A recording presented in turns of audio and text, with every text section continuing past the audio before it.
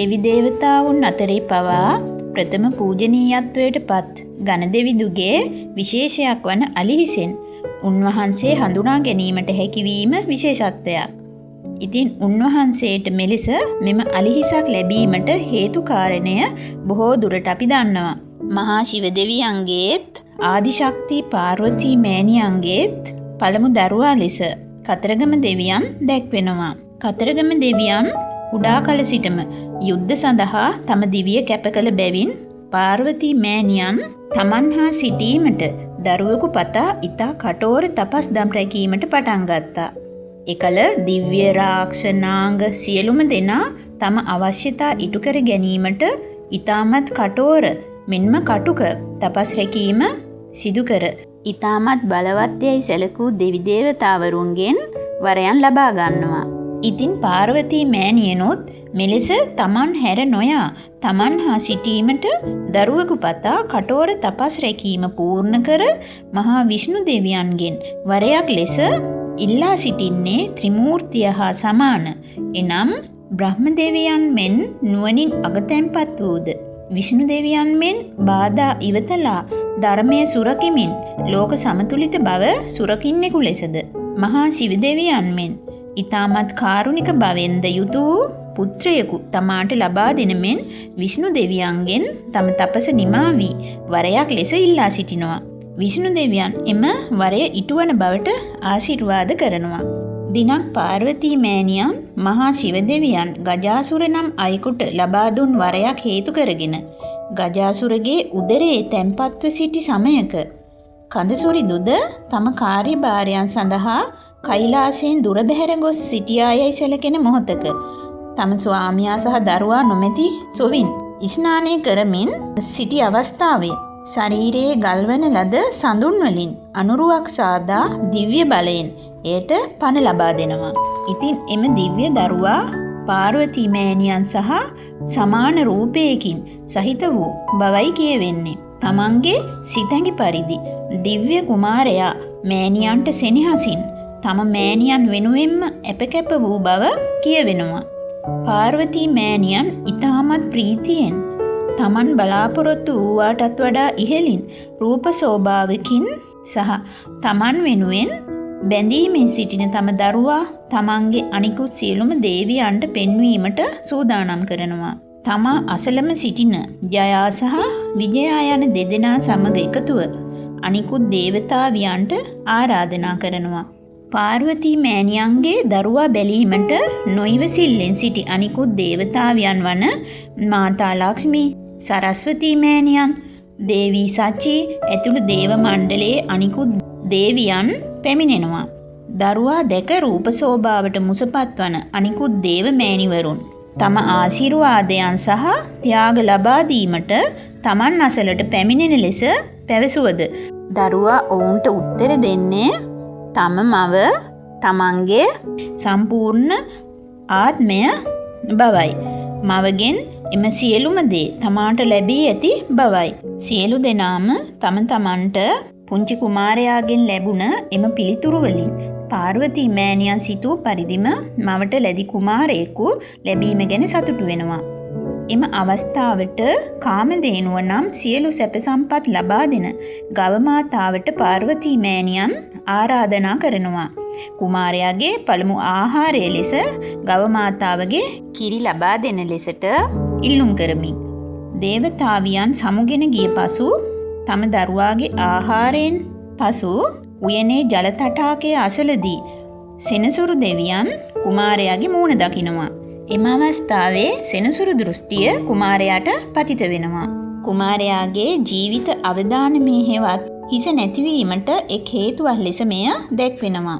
දිනක් මාලිගය තුලදී කුමාරයා සමග සිටින විට පාර්වතී මෑණියන් දිව්‍ය දෘෂ්ටියෙන් දකිනවා විෂ්ණු දෙවියන් ඇතුළු පිරිස ගජාසුරගේ උදරයෙන් මහා ශිව දෙවියන් මුදවාගෙන කෛලාසයට පැමිණෙන බව. ඉන් ප්‍රීතියටපත් පාර්වතී මෑණියන් ස්නානය සඳහා මහා ලක්ෂ්මී මෑණියන් විසින් තමාට ලබා දුන් විශේෂිත දිව්‍ය ඖෂධයක්ද රැගෙන ස්නානය සඳහා සැරසෙනවා.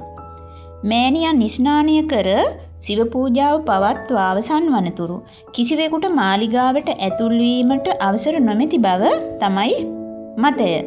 ඉතින් එදින තම ආරක්ෂාව සඳහා දොරටුව අසල සිටින නන්දිනම් කෛලාස් ආරක්ෂකයා ශිව දෙවියන් මුදා ගැනීමට ගොස් මෑණියන්ගේ වෙනස කුමක්දැයි අසා දැනගත් පුංචි දිව්‍ය කුමාරයා මම ආරක්ෂා කිරීමට පොරොන්දු වෙනවා.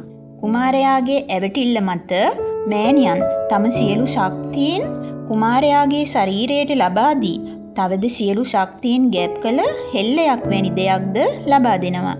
මෑණියන් තම ස්නානය සඳහා යවා තමන් තමන්ගේ රාජකාරිය වෙනුවෙන් මන්දිරයේ ద్వාරය අසල රැඳී සිටිනවා. එම අවස්ථාවේ ගජාසුරගෙන් මිදී තම ගණයන් සමග ආපසු පැමිණි ශිව දෙවියන්ට මාලිගය තුලට යාමට කිසිදු අවසරයක් කුමාරයාගෙන් ලැබෙන්නේ නැහැ. ශිව දෙවියන් ඊට ගරු කළත් සේනාව පසුව කුමාරයා සමග යුදයට පිවිසෙනවා. ශිව දෙවිඳුගේ කෛලාස් ආරක්ෂක පිරිවර කුමාරයාට පරාද වෙන පසුව සූර්ය දෙවියන්, චන්ද්‍ර දෙවියන්, අග්නි දෙවියන්, වරුණ දෙවියන් සහ ඉන්ද්‍ර දෙවියන් ඇතුළු සියලු දෙනාම කුමාරයාට පරාද වෙන අතර ශිව දෙවිඳුගේ වාසුකී නම් නාගරාජයාද යම දෙවියන්ද පරාජයට පත් වෙනවා. පසුව විෂ්ණු දෙවියන් සහ බ්‍රහ්ම දෙවිඳුද පැමිණ සමතයට පත් කළ නොහැකි වූ තැන ශිව දෙවියන් සහ කුමාරයා අතර ගැටුමෙදී ශිව දෙවියන් කුමාරයාගේ හිස තම ත්‍රිශූලය යවා ශරීරයෙන් වෙන් කර දමනවා. මතයන්ට අනුව ශිව දෙවිඳු අහංකාරය නැමැති අපිරිසිදුකම නැති කිරීමට මෙලෙස මාන්නයෙන් පිරුණ පුද්ගලයින්ගේ හිස් පෙර මේ ලෙසම වෙන් කළ බව සඳහන් වෙනවා. බ්‍රහ්ම දෙවිඳුගේ එක් හිසක් වෙන් කිරීම ප්‍රජාපති දක්ෂ නම් තම පළමු පතිනියගේ පියාගේ හිස වෙන් කිරීම ඒ අතර දැක්වෙනවා. පසුව තම දරුවාගේ ජීවිතය විනාශ කිරීමේ හේතුවෙන් පාර්වතී මෑණියන් තම රුද්‍ර ස්වරූප සියල්ලේම එකතුවෙන් විශ්ව විනාශ කිරීමට නැතිනම් අලු කර දැමීමට සූදානම් බැවින් මහා ශිව දෙවියන් ඇයට එසේ නොකරන ලෙසත් කුමරුගේ ජීවය යලි ලබා දෙන බවටත් පොරොන්දු වෙනවා. පසුව ශිව දෙවිඳු තම සේනාවට පවසා ඇත්තේ උතුරු දෙසට ගමන් කොට දකුණු දිසාවට මුහුණලා සිටින පළමුවෙන්ම හමුවන සත්වයාගේ හිස රැගෙන පැමිණෙන ලෙසයි. එය සූර්යා බැස යාමට පෙර රැගෙන එන ලෙසද පවසා සිටිනවා. කුමරුගේ පළමු හිස එම අවස්ථාවේ දැවි අලු වී ගිය නිසාවෙන් මෙලෙස නව හිසක් තැබීමට සිදු වූ බවත් තවත් මතයක් ලෙස අහංකාරයයි සිතා එම හිස නොපළදා නව හිසක් තැබූ බවත් එලෙසම එම පළමු හිස උතුරු හිමාලයේ එක් ගුප්ත ගුහාවක අදටත් තිබෙන බවට මත පවතිනවා. ඉතින් මොවුන්ට අනට ගැලපෙන පරිදි හමු වූ පළමු හිස ලෙස ඇත් හිස රැගෙන විත් සූර්ය දෙවිඳුගේ දරුවන් වන වෛද්‍යාංශයේ අධිපතීන් ලෙස සැලකෙන අශ්විනි කුමාරවරුන් ලවා අලි හිස ශරීරයට තබා ශිව දෙවියන් විසින් ප්‍රාණය ලබා දුන් බව පැවසෙනවා. මෙම හිස ශිව භක්තිකයෙකු වූ ගජාසුර යක්ෂයාගේ බවත් ඔහු ඒ සඳහාම අලියෙකු ලෙස උත්පත්තිය ලබා සිටි බවත් කියවෙනවා. එමෙන්ම ශිව දෙවියන් විසින් එක්තරා අවස්ථාවකදී සූර්ය දෙවියන්ට කළ පහර දීමක් හේතුවෙන් සූර්ය දෙවියන්ගේ පියා විසින් ශිව දෙවියන්ට කළ ශාපයක් හේතු කරගෙන කුමාරයාට මෙලෙස ජීවිත හානියක් සිදු වූ බවද පැවසෙනවා. එලෙසම සිදුවීමට නියමිතව තිබූ නියතියක් ලෙස පාර්වතී මෑණියන් පිළිරුව සාදන අවස්ථාවේ අලි හිසක් සහිත රුවක් දර්ශනය වූ බවද සඳහන් වෙනවා. කෙසේ හෝ මෙලෙස නව හිසක් ලබා දී ජීවය ලබා දී සියලුම මූලාරම්භවල ප්‍රථම පූජනීය දෙවියා ලෙසත් සියලු බාධක ඉවත් කරන්නා ලෙසත් ගණේශ හෙවත් ගණපති යන නාමයත් ලබා දී තියෙනවා. මේ සියලු දෙයක්ම විශ්වාසයන්ට සහ මතයන්ට අනුව සම්ප්‍රදායන්ට අනුව වෙනස්කම් සිදුවිය හැකි බව කියන්න ඕනේ.